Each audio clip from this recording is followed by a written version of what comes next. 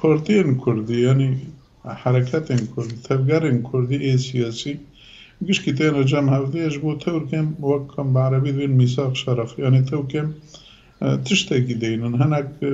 تیگه هندینن کوگش کی پیوا گریدای بن یعنی جبو گش کن بمشه بینی اوه و کوب کنه بن حتانی لیبگره که خوشی چه بکن جبو کوبا کسک شاشیان نکه دجمن نکن به مبلیزه ایوان ها به کنفرانس می کوچید بنش بو روجاوا و گلکی باشه اینجا جبو بیاویجی یعنی کرد نری نماده و گلی کرد هوایی روجلات نوین کردی رو گلی کرد پیشنگ دموکراسی که پیواجوی دموکراسی که روجلات نوین بمشهد که پیشنگی کردان دا بمشهد